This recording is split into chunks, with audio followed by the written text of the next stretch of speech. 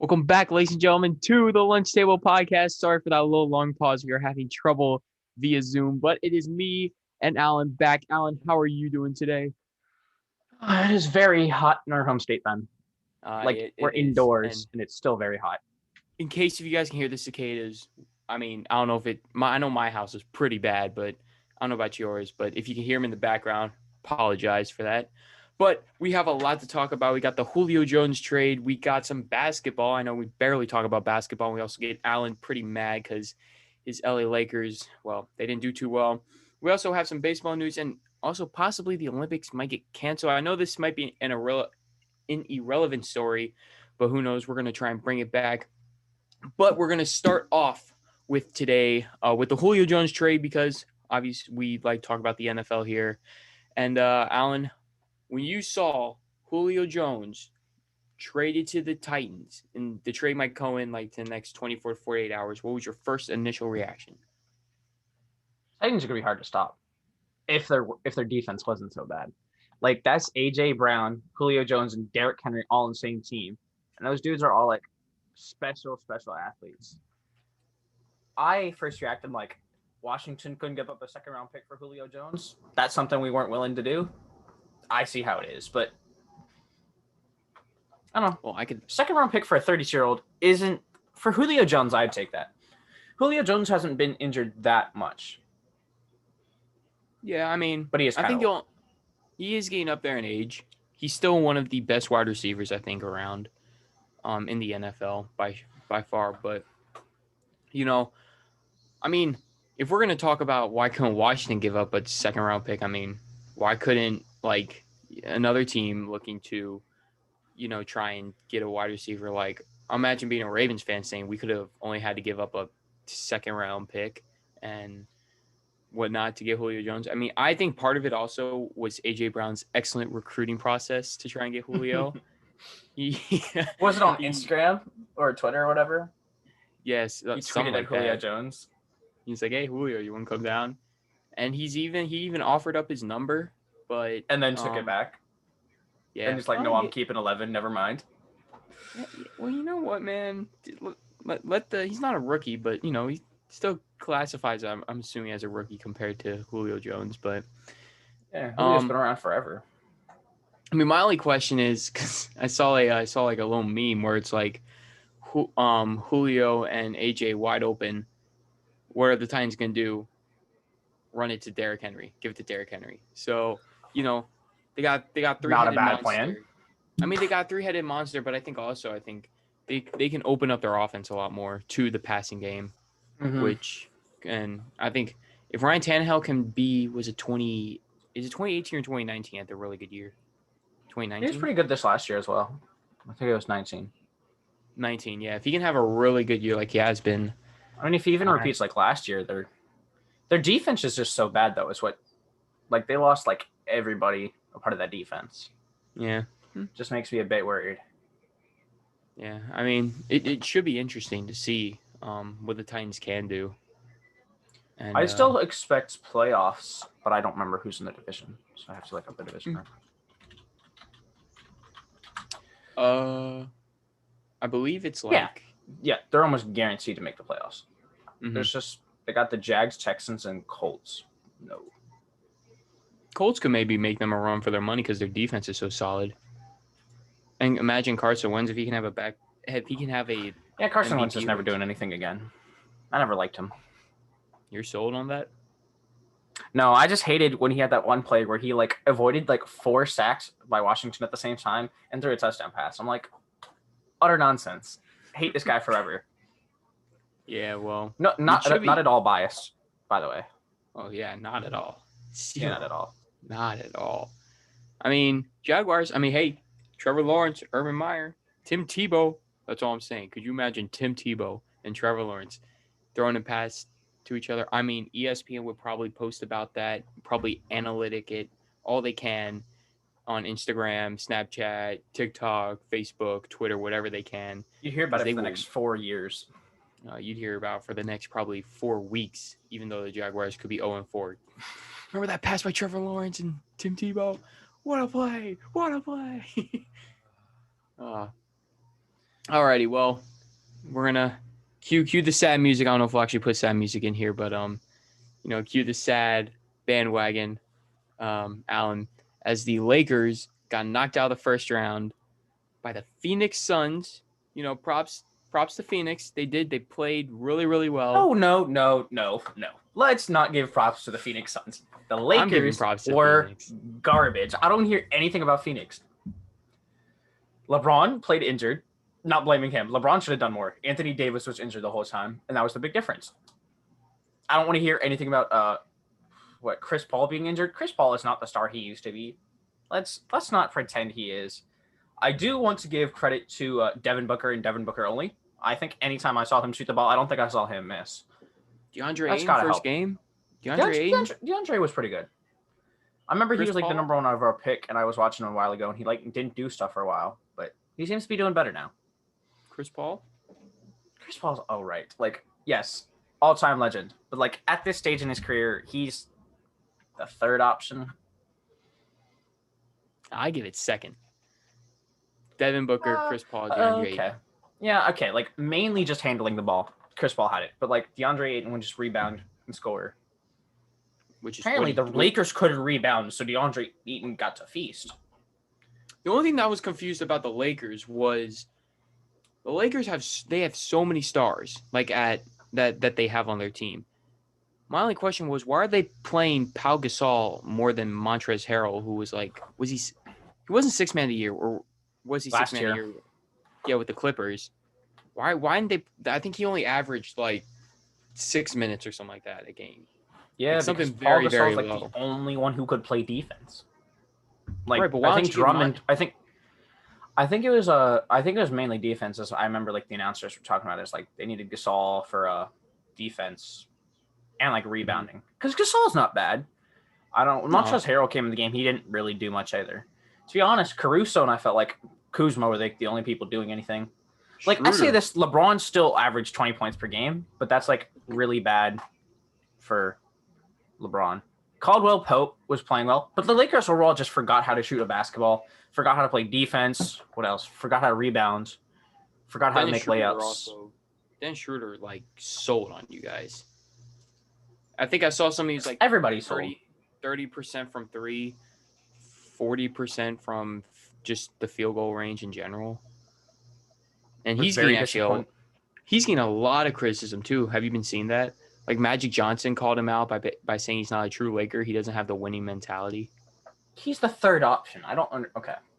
Like at max, he's third, right? LeBron or AD, whatever which way you want to put him. Probably AD one now. Hate to say that, but AD is probably one of the number one Lakers. Mm-hmm. But it's like LeBron didn't do anything. Like I would watch the game and Devin Booker would have like 30 points, and it'd be like the second half, and LeBron would have like 12, and I'm like, LeBron, when are we going to kick into high motor now and score some points now? You guys are down by like 35. Well, I mean, they had one comeback one game, but then they still lost by 12, and that was the comeback to get to 12. Well, I think another thing too is you have to consider the Lakers, just like the Heat. I mean, they played. When did the playoffs end? Yeah, they didn't have a long off season. They had like they didn't really have a long off season. Yeah, they didn't have zero off season. I think also, probably wasn't the best setting to win the NBA championship in Orlando. I mean, you're playing there, no fans or no actual fans that you can actually see. You don't really get to, sleep in your own bed every single night. I guarantee you that probably wasn't I mean, sure, congratulations, you won, but you didn't really. It probably didn't feel like they actually like won in front of like LA. You know what I mean? They just need to get AD to like do whatever he needs to do this offseason, stretch, make sure he doesn't get injured.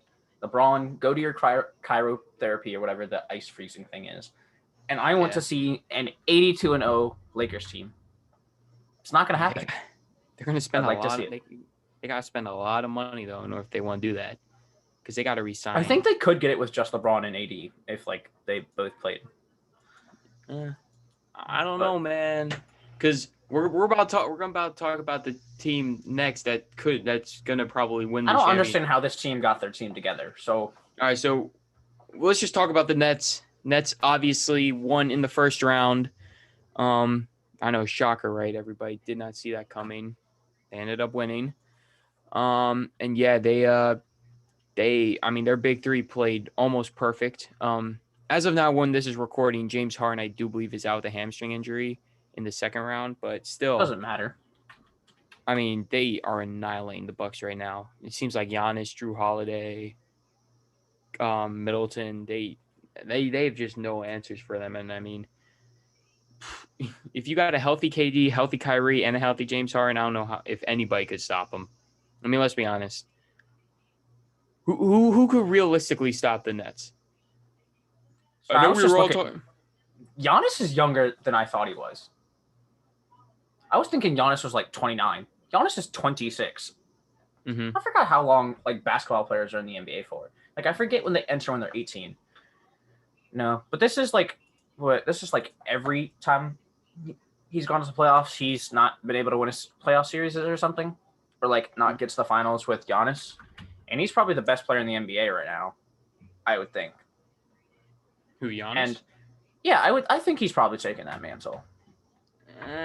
What, he's a 2-time MVP, he's won 2, right? 2 or 3? He's won 2. Yeah. Okay, because he won back to back.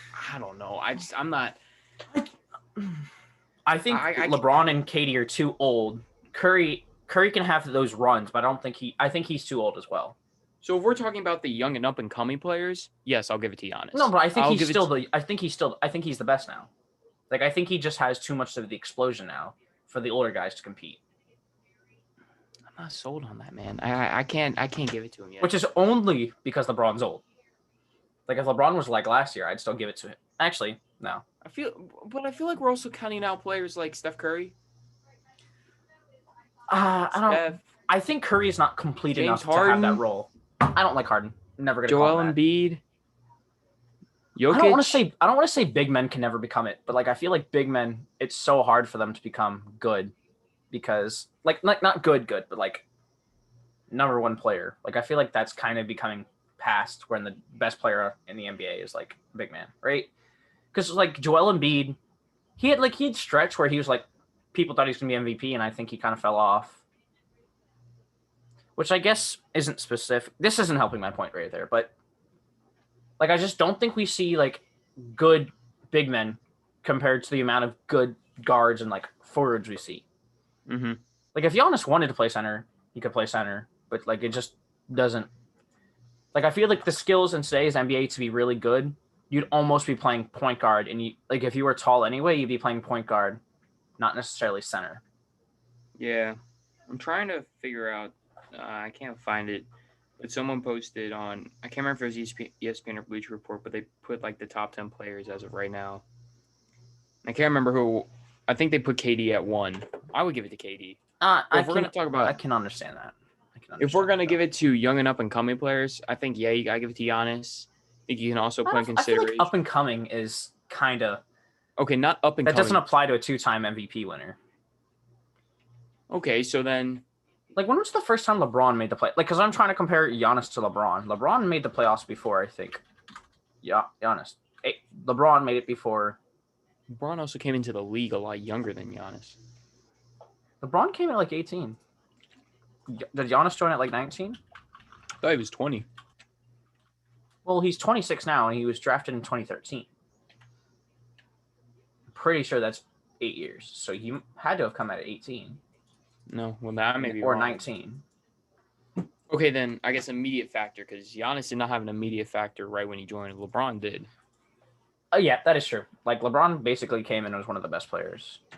Yeah. Giannis had to, like, get there. Alrighty, well, I guess, Alan, do you think the Nets will probably end up winning the championship? I just don't. Like, you could have only one of their stars play well and they'll win a series. I think that's almost better than the Golden Warrior team, right? Klay Thompson, as good of a shooter he was, I don't think he's like James Harden or Kyrie. Like, I don't think he's that level.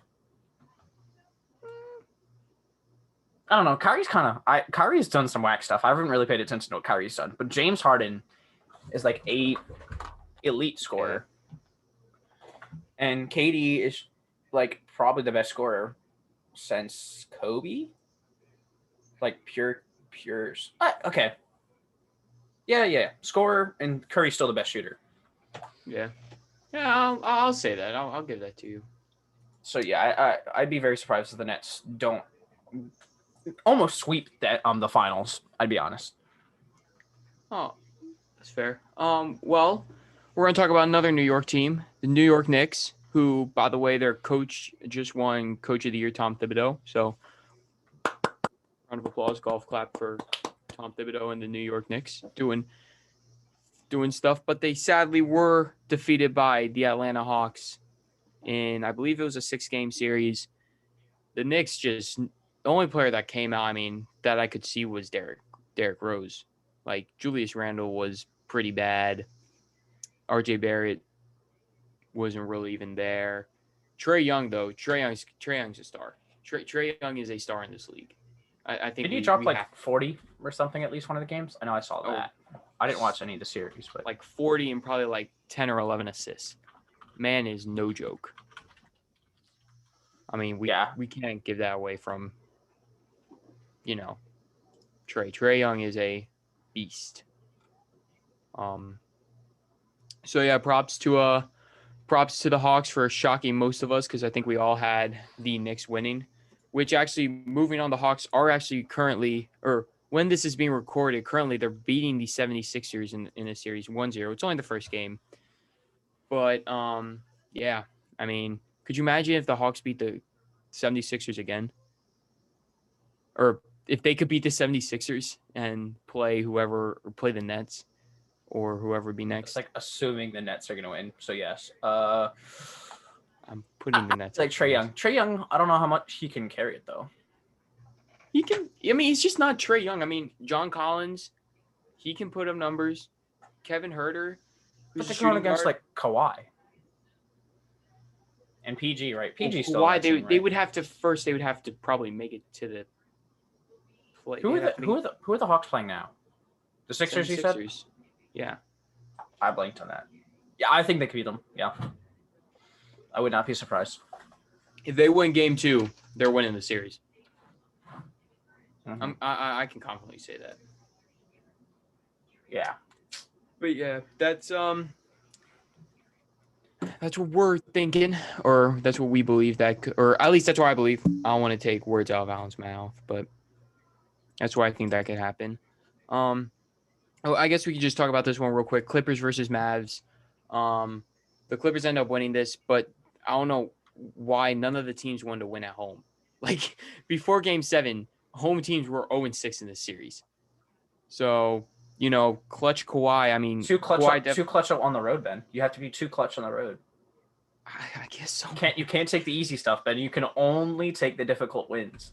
I guess. I guess. But yeah, we got a lot. I can't even speak right now.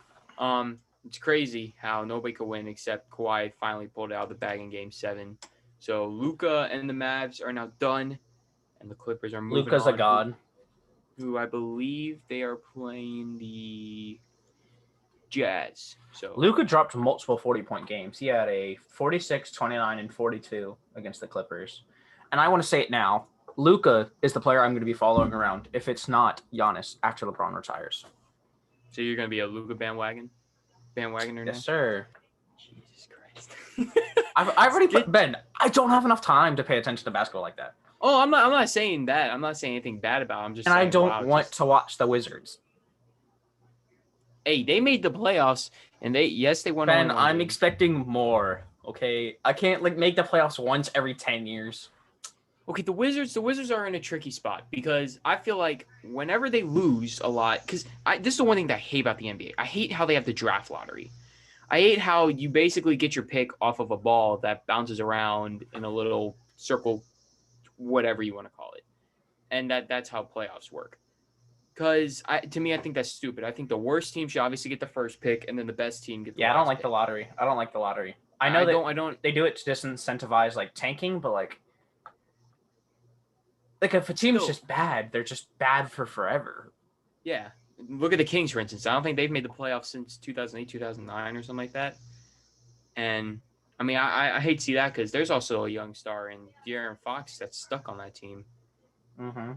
Same with Marvin Bagley, who was supposedly supposed to be this superstar, but he hasn't really. I That's mean, what I said it's about the big men thing. Is what I was going back to. There's like a bunch of like really talented big men that were selected like number 2, 3, or 1, and like we just haven't seen them do anything.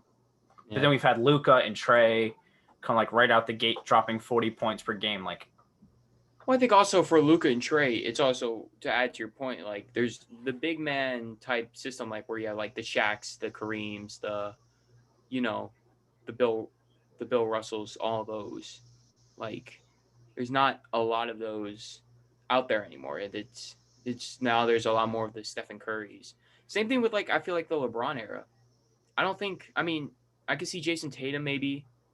Um, I mean, if Luca was a little bit bigger, I may say Luca, but nah, because I think part of the LeBron's game, I think only like Giannis or like KD could like, or like only the ones there. Like I feel like LeBron's drive to the basket was just unstoppable sometimes. Like Giannis has that ability. But like that's what mm-hmm. allowed him to not be like a great 3-point shooter in the Yeah. same way Curry was, or like I don't know any other superstar is. Like LeBron can still make threes, just not a lot. Well, I think also if like same thing with big men. Nikola Jokic can knock down threes. Joel Embiid can knock down threes at times. I don't think Aiden is a 3-point shooter yet. I think he's more of a inside post type of guy. But I mean, Mm-hmm. if big man can evolve into shooting more threes and being consistent, like some of the players that I just mentioned, I mean, we could see a league maybe going back and forth between guards and then you have the occasional LeBron or the occasional Michael Jordan that one every 50 years pops up or something like that. Mm-hmm. But I guess only time will tell with the NBA. So we're gonna move on to baseball. This is more of a me type thing, not really that much of an Allen, but we definitely need to talk about an issue that's been going around with starting pitchers. So we're gonna go way like not way back, but we're gonna go to around um, the steroids era where you have the Barry Bonds, you have you have a whole bunch of players hitting a whole bunch of home runs, and obviously what happened was a lot of them, not a lot of them, some of them tested positive for PEDs, steroids. So what MLB do? You know, you get suspended your games, you get fined if you get fined. And for Barry Bonds in this case, I think his run for Hall of Fame is coming up next year. I think this is the last year he can qualify to become a Hall of Famer. Oh, you So run out of time to qualify? I think, yeah, I believe so. I believe so because I believe you got players, this and that. But now it's coming on with pitchers. So I'm actually going to currently I have a baseball in my hand that I caught at a. Oh, that's a minor league baseball. Hold up. That I caught at a game. And supposedly, I believe it was this past year, MLB actually lightened the baseball. So the baseballs that they have now that they use in play are supposedly a lot lighter to use, so pitchers have the more ability to throw them a little bit harder. They can now, throw harder curveballs, changeups, any type of off speed. The spin rate, which I'm about to go in depth more um, in a couple of seconds, can increase. And their thinking of the idea was, you know, let's stop all the home runs, or not stop all the home runs. Let's decrease the home runs, and let's see more singles, doubles.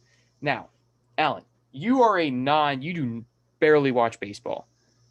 If you were watching baseball, would you rather see a pitcher throw 10 strikeouts, or would you rather see a team score 10 runs with 5 of those runs being home runs? All right, I think it'd be cool to watch like like those no hitters, like that, like the pure Mm-hmm. dominance of a pitcher. Yeah. Like Mm-hmm. if I were like if it were something in between, like I just want the home runs, Right. which is like no So, offense to the pitchers, but like it's just oh, not no, no, exciting right. You unless would, it's like really really good. right. You always want that, your number one, number two starter to always do really, really well, but you also don't want the hitters, which, I mean, let's be honest, offense sells tickets. It's with any sport, offense really sells the tickets. And therefore, you got pitchers more winning battles than batters. So it's a tricky type thing. So with that, a lot of players, especially this year, because there have already been 6 no-hitters this year, which I think most of them were in May and April. Well, obviously, because that's been the only month so far that have occurred in this year. Um, but with that, a lot of pitchers have been caught, or people think they've been caught. I'm putting quotes as I'm saying that, using a substance. Now, nobody knows what this substance could be. There have always been the past the occasional pine tar with sunscreen. There has been uh, so many more. I mean, that you can think of. I mean, even this year, some people think that there have been rumors that players have been using like cement to try and get a better grip on the ball. So what Major League Baseball is trying to do, or what they've been saying they do, is they have been taking balls from players, sending it to a lab, getting the ball tested out to see if there's any substance on it. And what that brings up the big question is, when is MLB going to conduct a big investigation where they're actually going to suspend pitchers? So with that comes the, question that a whole bunch of pitchers are getting called out for is, are you using any type of substance? And if you are, are you going to get the typical 1-game suspension? You're going to get the little fine that the players make millions of dollars to do, where a little $10,000 fine probably doesn't really matter to them. Well, actually, Alan, because I know you're very intrigued into this, this has actually already started happening in the minor leagues, where pitchers have there have been 3 pitchers caught using a type of substance on the ball and have been suspended 10 games, which for a regular player that's probably not that much. You know how it's 160, it's 100 something game season. I think it's 130 game season in minor leagues, which isn't terrible for maybe your every regular day player, but as a pitcher, that's 10 starts. And most pitchers average, probably in the minor league area, you probably only average about 15, 20 starts. So that's pretty bad for a pitcher. Recently, there was a major league pitcher that came out with his hat had some sort of substance on it, and the umpires, before he threw a pitch, said, "Look, you need to change out your hat, or you're getting ejected from this game." I believe he ended up changing out his hat, and his manager got ejected for arguing with the umpires. So now, ever since this has happened, a lot of bigger pitchers, the one name that comes up to mind is Garrett Cole, who in his next start after the pitcher with the hat in major leagues with substance on top of it, was asked, or not asked, when he pitched, he gave up 5 runs. So a lot of people think this may be because pitchers are a little nervous now because they don't use the substance. Now they're using their raw skill, I guess you could say. And so that begs the question, were pitchers actually cheating? And now that they're all nervous and scared, they're not using it. You know what I mean? So, like, I think baseball's in a tricky situation right now, because at the same time, yes, you want pitchers to do well, but do you also want them to cheat? And if you're going to allow them to cheat, shouldn't you also allow batters to cheat? Because then it's an unfair advantage. Yeah. I feel for the pitchers though. You're kind of just making their already hard job like harder and harder by like trying to get more home runs. Like, because everyone likes offense. Like, I get that it's hard, but like they still shouldn't cheat. Yeah, I mean, baseball's in a tricky spot with this cheating scandal, and I don't think Major League Baseball will probably do an announcement yet. I have a feeling the next year or two they'll probably say something. But yeah, so that's one side baseball. We're also going to talk about what's happening right now. As I'm just going to kind of go over the standings real quick. The AL East right now, the Rays are topping over everybody. Don't worry, we'll talk about the Orioles later. The White Sox are topping over in the AL Central, and the Athletics in the AL West. In the National League, we have the NL East, which the Mets hold the first place position. The Brewers hold the NL Central. And in the very wild NL West, the Giants right now are currently at the number 1 spot. And so, a lot of people, obviously, with the Yankees, they have been terrible. They are averaging 3.72 runs per game, which is the franchise lowest since 1972. That is a pretty long time since their average was that low. But I guess we'll just dive in with the Orioles because that's really the one team that I follow. Was the only team that I follow and I like talking about a lot. Let's see. Last podcast, I believe we mentioned John Means' no hitter, and ever since, well, after that, the Orioles went on a 14-game losing streak. 14 games. Yeah, that was pretty bad. And they won 4. Look at us. We even beat the Indians 17-5, 18-5. Excuse me. I think it was 18-5. And now we're going up against the Mets when this is being recorded. So yeah, the only question that I have with the Orioles is why isn't some of these young studs, these young players that we keep on getting hyped about, why aren't we giving them a chance in the major leagues? I can get pitchers. Pitchers, yes, let them develop because we want them to do well.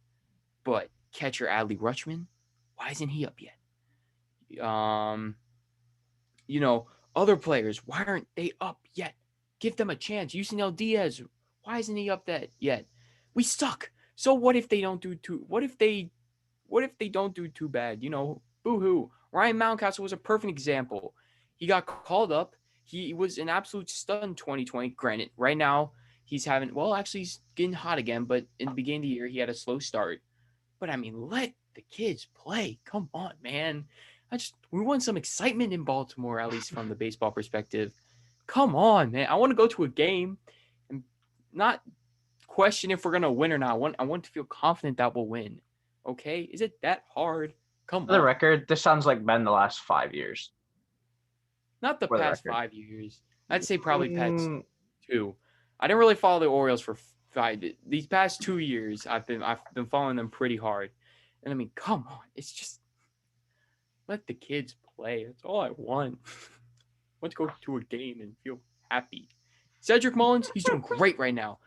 Ryan Mountcastle doing great. John Means, I don't know if he's cheating, but if he is, I mean, do it and I guess win some games because you kind of need to win some games. I know Do it it's and very don't get caught is Ben's philosophy. yes. Our bullpen, it's been a little shaky right now, but we can get a hold of it. Keegan Atkin, he had a great outing against the Indians. I was actually at that game for Floppy Hat Night. I had a great floppy hat. But I mean, come on, we need some excitement.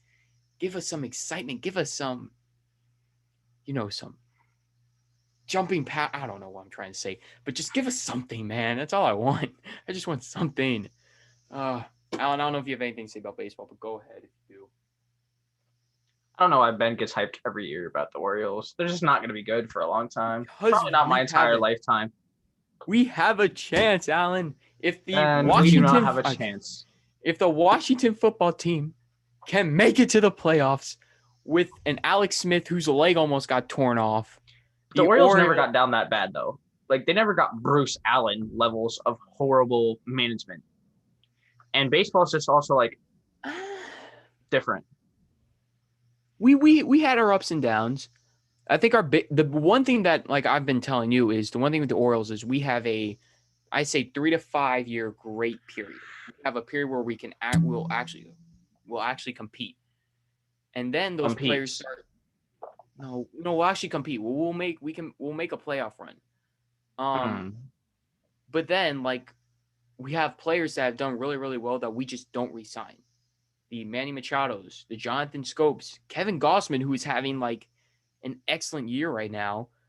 I think we trade away all of them, but I think it's mostly because we don't want to pay him a new contract. Why? So, well, baseball's a lot trickier than football in the aspect of our salary cap is whack. You'll have players sign $500 million contracts, million, and some. The Orioles are considered, I think, I think we're like a small to mid-market tier. I think we're right in on the border for both. So, yeah, we're just we can maybe. I mean, I think also probably the ownership the ownership's a little nervous because the last time we gave a contract to somebody was Chris Davis, and we kind of forced him on the injured list, so he doesn't play. So yeah, that's baseball in the Orioles perspective.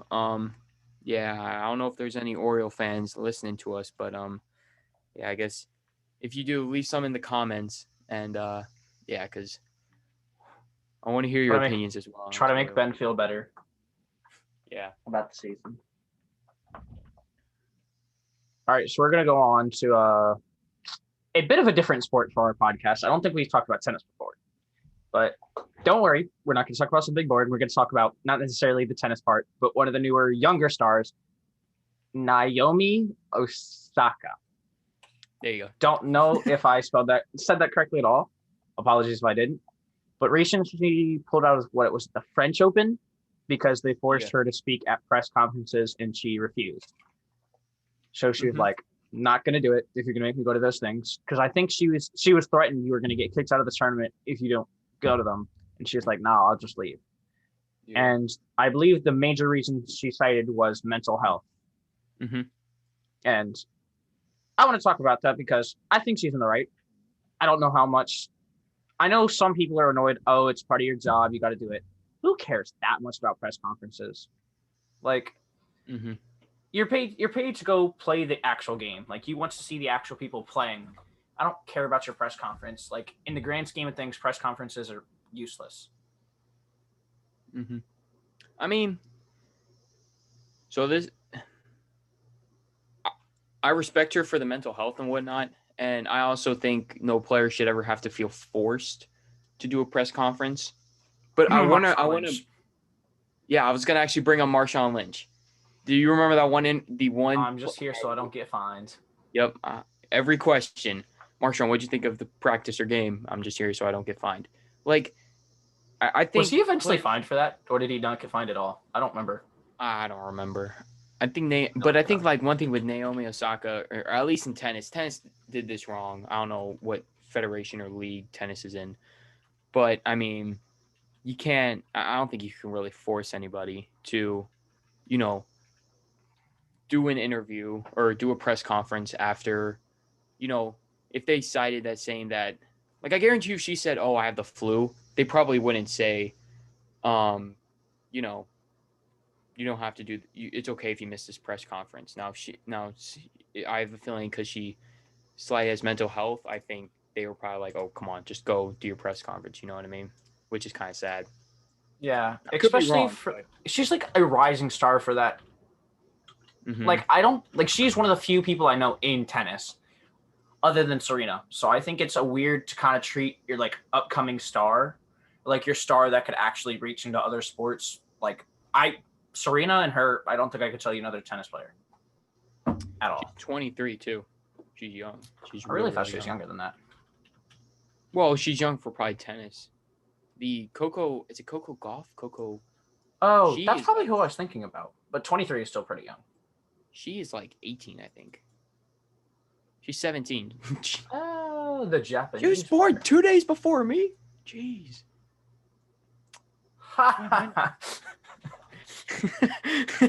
Look at me. I'm doing a podcast. Meanwhile, she's doing French. She started at like 15 too, I thought. Yeah, I mean, crazy.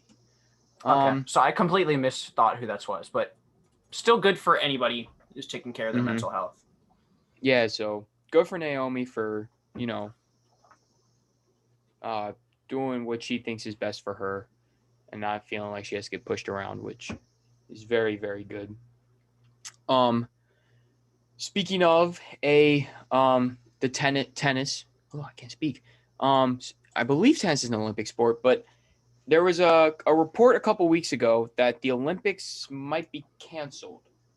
Alan, do you know that as much as this, or do you know a lot about this, or you? I'm pretty sure it was canceled. At least Japan, I thought, said we're not hosting because Japan has a lot of people in like very tightly crowded areas.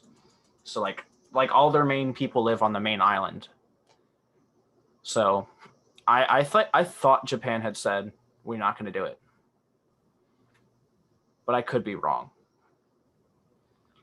But I can look it up.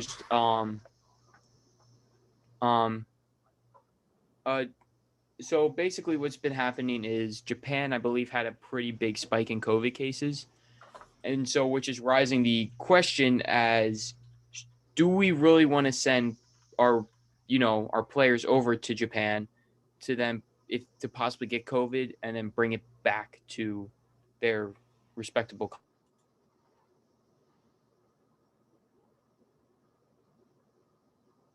I think Ben's lagging a bit, so I'm going to continue on. I don't think they know how. I don't think people know if you can cancel Olympics.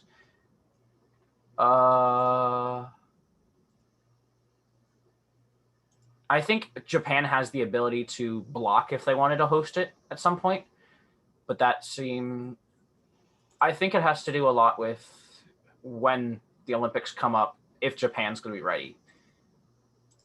But it seems like a large majority of Japanese people are against the actual, like hosting the actual game itself. So I'd be kind of surprised.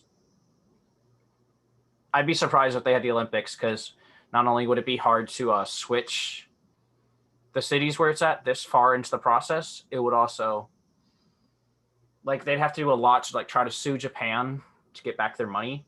So I just don't see the Olympics happening this year, which they probably shouldn't have tried to delay it. They probably should have just tried to cancel it and move on with their losses instead of delaying them. But am I back?